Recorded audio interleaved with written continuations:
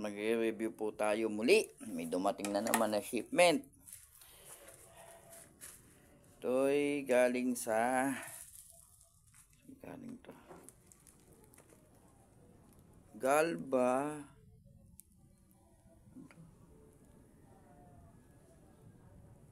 official store. Alright. Okay. Packaging. Maganda packaging.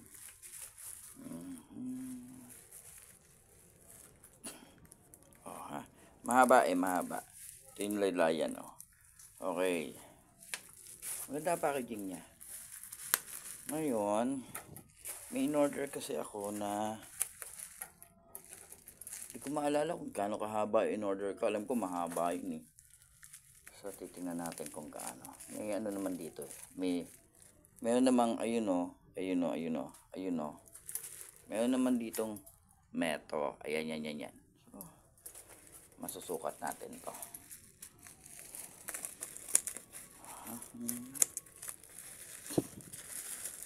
Uy, naka-box! Yung wala! Last time na umorder ako, talagang hindi siya naka-box. Naka-ano lang eh. Yung ganito, yung bilog-bilog.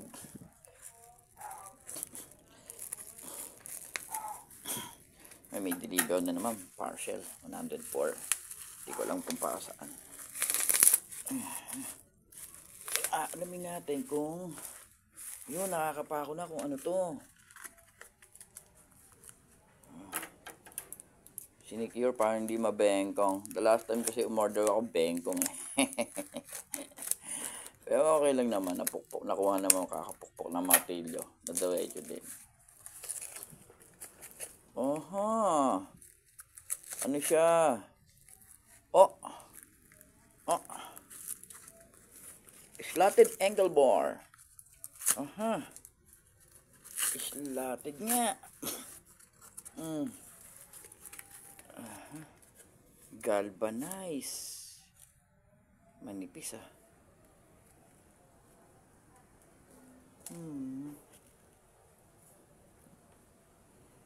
1 cm ang 1 mm yung kapal. Right. Kailangan ko ito mahugot. Yun. Nahugot. Yun! Wala, ayaw.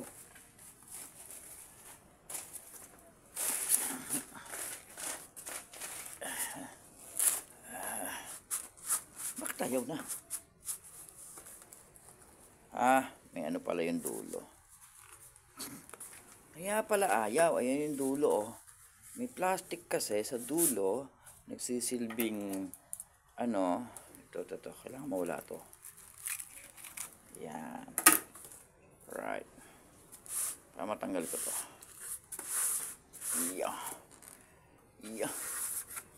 Yan. Alright. So, siya ay 2 piraso kasi umorder ako ng 2 ganito.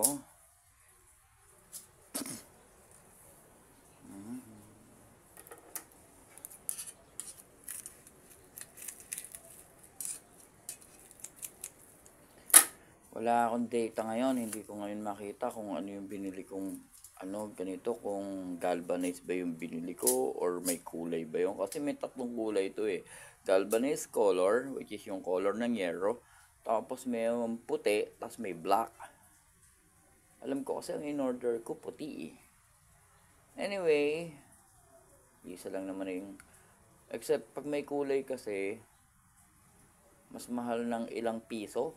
Parang more or less 18 pesos yata or something. Hindi matandaan, basta something. Mas mahal ng kaunti ng parang plus 10 yata ang something. Yung may kulay nito. Tapos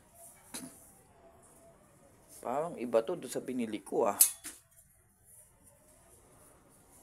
Oo nga.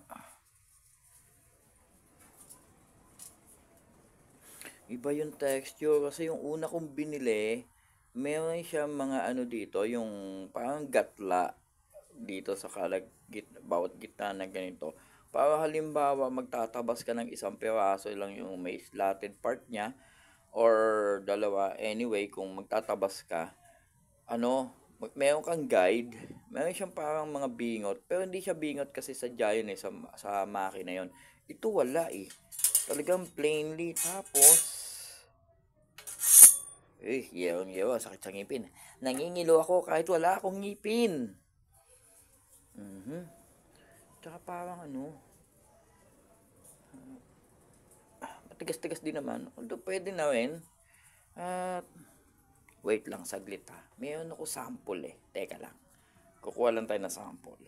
Yung una kong binili.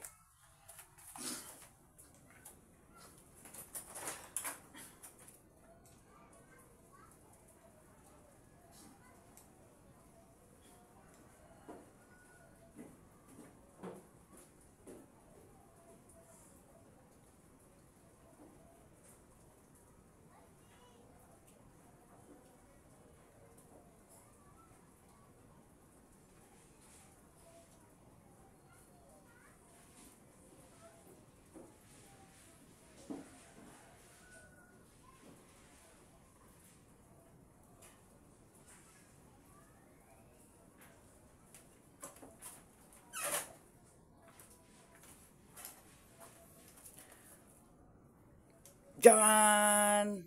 Ito yung... Bakit parang madilim?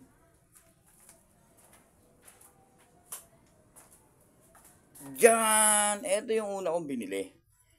Yun yung sinasabi ko sa inyo, may gatla. Meron siyang gatla. Yan. Para kung halimbawa magtatabas ka, magpapaiksi ka, meron ka ng guide, kabilang side yan. Tapos ito, shiny to eh. Shiny yung pagka niya. Pagka yero niya, yan oo. So sa thickness, parehas lang naman. Magkasing kapal lang siya. Kasing kapal nga ba? Ano ba?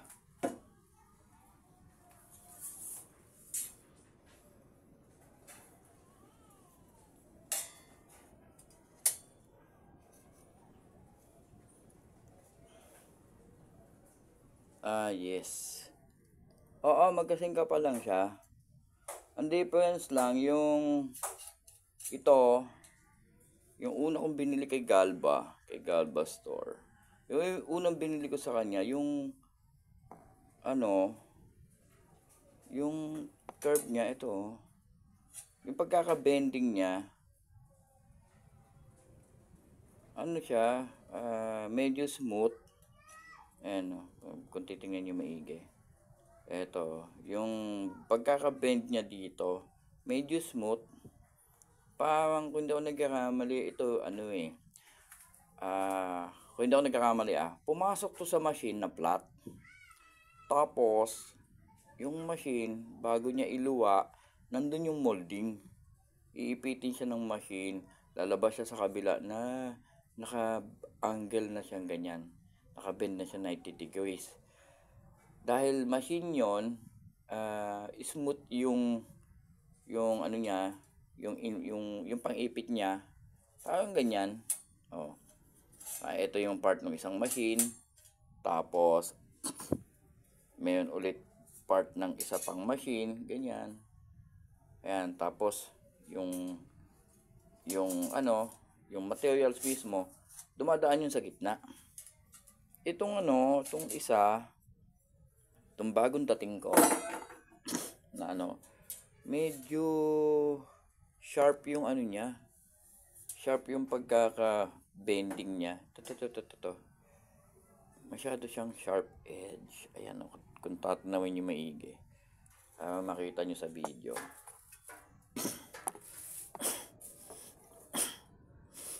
Ayan Kung mapapansin nyo, very sharp yung niya, yung angle niya. Ito. Yung angle nito, yung pagkakabali.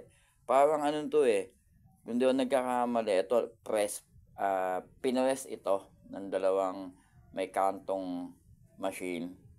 Most likely, kasi nakapagtrabaho ako sa ganun yung nagpe-press ng although tangke naman kasi yun. Kung magbibilog ka ng makapal na na yero. O kaya gagawa ka na alulod or something na gate o gano'n. So, pinepress lang yon. Ipapalaman yung yung steel or yung iron. Tapos ipepress yun para kumbaga magkaroon siya ng kanto. Gano'n. Mula dun sa flat surface, magkakaroon siya ng 90-degree angle. Yun yung isang klaseng pang mold. Tapos yung isa naman, papasok sa machine, diretso yun, sa kabilang dulo, nandun yung yung pang niya, pang angle niya. Anyways, mukhang sturdy naman siya. Sturdy din naman siya kahit papaano. So, ito kasi, gagamitin ko to sa, sa, tawag na to? Food cart. May ginawa na ako nun. So, yun lang ang difference niya dun sa old, yung una kong binili. Yung shyness, kintab. Ito parang bagong parang bagong labas sa makina Hindi pa nababapping. Pero okay lang naman. Ang butas equal. Yan mapapansin nyo. Magkasing laki naman yung diameter ng butas nila. Equal naman. Pareho naman. Ayan. So, ano masasabi ko dito? Kung ang quality nito is the same ng quality nito, goods na goods yan. Pwede kang gumawa ng rack. Nakikita nyo yung kulay brown na yan. Actually, palochine yan rack siya, patungan, tapos nakamount siya sa wall. Pwede kang gumawa gamit ito. Gagawa ka ng rectangular rack, tapos lalagyan mo na lang siya ng ng plywood or metal sheet. Yun yung sasaluhin niya para magagawa ka ng shelves. Pwede na to. Ngayon, kung depende na lang dun sa lapad ng shelves na gagawin nyo, kung gaano kahaba. Ito, itong lamesa na pinapatungan na yan, hindi siya floating shelves. Computer table yan. Wala siyang paa. Pero meron siyang, itong nakakabit na to na nasa sulok, kung napapansin nyo sa kaliwang bahagi ng video, yun. Ito. Ito, yan. Slatted angle bow din yan. Kanya nga lang, dinisenyo ko na lang yan hindi lahat siya is hindi pala slatted angle bow lang talaga na binutasan ko, tapos para lang magawa ko ng paraan na ma-mount ko sa wall. Tapos sa ilalim niyan may naka cross section na nakaganyan, may nakaganyan sa ilalim, naka-tornilyo din. Tapos yun, itong plywood nakapatong. So, ang mounting niya nasa ilalim ng lamesa. Angle bar nga lang talaga. Kaya bumili ako ng slatted angle bar kasi unang-una nung ginawa ko yon, yung kulokoy na yan, hirap ko diyan. Kasi literal na angle bar yan. Walang butas, kailangan kong butasan, and hindi sumakto yung butas dun sa sa pader. Ang dami niyang butas. Yan. Hindi kagaya nito, okay na siya. Ang difference lang din nun, yung angle bar na yon is makapal yon. Doble yata, dalawang ganito yata kapal nun Ito naman, although manipis, parang nasa 1 mm yata to or 1.5 mm. Basta wala pa siyang 2 mm. Wala pa tong 2 mm. Itong kapal nito. Yan.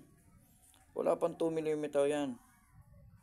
Mga 1 mm lang to or 1.5 something. Pero as in, masasabi natin matibay-tibay na rin to.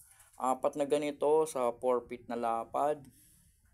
Siguro makaka-carry na to more or less 200 to 500 kilograms. Kakayanin nito, hindi to mababali.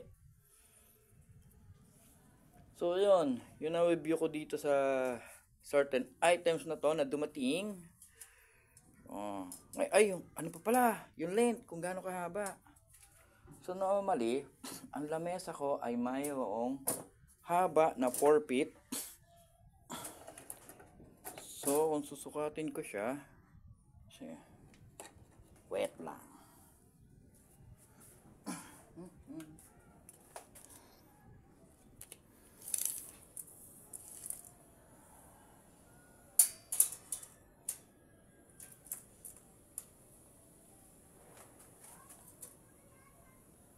$150 millimeter.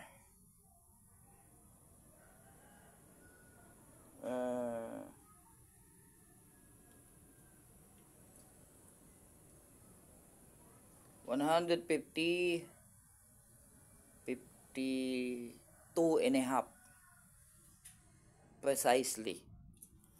150, 51, hindi. Kasi 51 na to eh. So kalahati niya, tapos 1/4.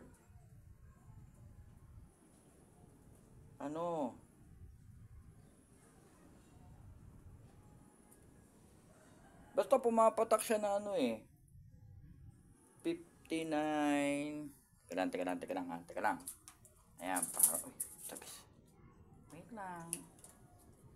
Para makita ninyo, papakita ko sa inyo yung actual na sukat. Kasi yung cellphone nakasabit. So nakalutang yung cellphone. Yan.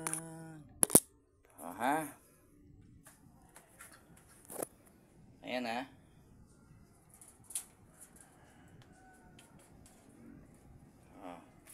Para may idea kayo kung gaano siya kahaba.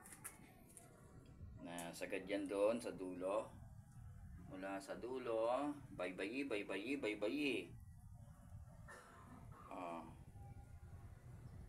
Eksaktong lagpas siya ng 150 centimeter or 59 inches. 59 inches and kulang-kulang 1/4. Yun yung haba niya. So ayan, yun ang haba niyan, diba? Alright, huwag nyo naintindihan kung ano yung mga nakasabit sa likod ha, kasi ito ay bodega, kaya may mga ganyan dyan.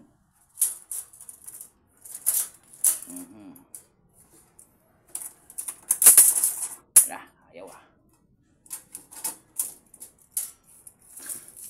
yung ano niya, yung nalaglag. Lapad nito more or less,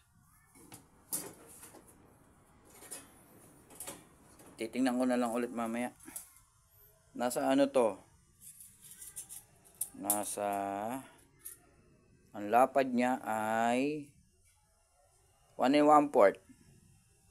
1 inch and 1/4 or 3 centimeter and siguro mga 2 guhit. Tapos yung kabilang side, ganun din. Hindi, mas maiksi ng konti.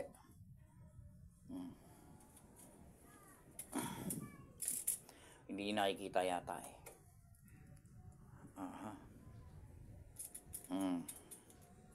Ayan. So, ang ano nito, ang isang side ay wala, 3 cm by 3 cm by 3 cm. So, 1 inch and 1/4. 1 inch and 1/4 yung ano niya. Equal measurement. Yung lapad nitong kaliwa, lapad yung nasa ibabaw, parehas. Ano pa bang review? Hindi. Yung ibang review nito, makikita ko na lang sa inyo pag tapos na yung postcard. Para magkaroon kayo na idea kung ano yung capacity na kayang gawin nitong ganito kanipis, ganito katigas na ano, na angle bar, slotted angle bar. Ayan. Okay? So, sa mga susunod na review ko ng mga certain items, stay tuned kayo. I want to encourage you na mag-follow sa akin. Kasi type nyo yan. Kung may gusto kayong makita, mayroong bumabagabag, may mga certain items na bumabagabag sa kalooban ninyo. From time to time mag-upload ako. Para kung halimbawa ma-encounter nyo yung ganong certain items, tapos gusto nyo mag-purchase online or mismo kahit sabihin mo direct sa hardware Actually kasi yung makikita mo sa hardware is ikaw mismo yung makakakilatis ng items. Ganon din yung mga binibili sa tindahan, yung naka on hand kung tawagin. As in, ikaw mismo yung nakaka-encounter. Ngayon, iba kasi yung pagbibili ka online, makikita mo yung picture. For some reason, yung iba scam. Bili ka ng ganito, ito yung binili mong item, ito yung picture, ito yung description, tapos iba yung dadating sa'yo, ganon. Nakakadismaya yun, nakakawalang gana yun na umorder ulit sa susunod sa same platform. Madali magpalit ng ng yung seller, madali magpalit nun. Kasi madami ang klase nagtitinda doon. So, syempre kahit pa paano, gusto natin pag bumili tayo kasi we're paying we're paying we're transacting business, tayo yung buyer. Kasi yung kumain. Ano ba to? Bablog ko. Lola Adan Special Durian Pastillas. Specially made in Davao. Davao ba? Somewhere in Mindanao. This is a durian macarons. Okay, yun nga, kagaya nga ng sinasabi ko, na syempre, willing naman tayo magbayad ng tama. Sana yung mga seller, willing din magbenta ng tama. Iwasan na natin yung pang-i-scam ng mga consumers natin kasi mahirap ang balik niyan. Baka mamaya, nagbebenta ka tapos ang nag-avail, kapitbahay mo. Pucha, niloko mo. Tapos binalikan ka, pinutukan ka sa mukha. Nakakaawa ka naman, naghahanap buhay ka lang ng simple. Pagkatapos nabawil ka pa sa mukha kasi nga nanloloko ka. So, ang pangit pagka ganun. So, iwasan po sana natin yung mga ganun. Sa nagbenta sa akin nito, Sir, Ma'am, Galbo Store. Kaya mag-alala, bibili ako sa inyo ng product nyo kasi I really need this kind of materials, construction materials. Magagamit ko to pag gumawa ako ng shelves. Actually, yung current product ko ngayon is hindi pala push cart. Ano pala yon? Food cart. Magawa ko ng food cart at ang gamit kong braces is produkto ninyo. Itong binablog ko na na slotted angle bar. Okay po. Sa susunod po muli, kayo po ay sana meron ako na ipakita sa inyo. Kapulutan ninyo ng aral para kung sakaling bibili kayo. Kung naghahanap po kayo ng mas makapal na na slotted angle bar, alam ko meron din sila. Hindi lang talaga ako nag-avail. Kasi masyadong mabigat Hindi ko kakayanin yung presyo, walang problema. Kaso yung paggagamitan ko kasi hindi naman kailangan kasi ng sobrang yung sturdy. Ito kasi sturdy na to Yung sasabihin mo na kailangan pa ng sobrang kapal, gano'n. Hindi naman bahay tinatayo ko. So, okay na siya. Kaya po sa mga iba dyan na gustong bumili din, dabay lang kayo dun sa ano. Meron silang TikTok account, Lazada and Shopee. Better yet, pag nagtansa kayo sa kanila, kung medyo doubtful kayo, ano muna kayo, makipag-communicate kayo, mag-chat kayo doon, ask for the seller, para, kasi hindi ko naman alam kung anong klase bibilihin ninyo sa store nila. Saka, huwag kayong mag-alala, hindi lang ito ang tinitinda ni Galba Store. Marami pang iba. Check nyo lang yung page nila. Okay? So, that's all for today. And again, I'll be seeing you next time sa aking mahiwagang... Ano nga ba tawag dito? Review! Go ahead. Hi, thank you very much.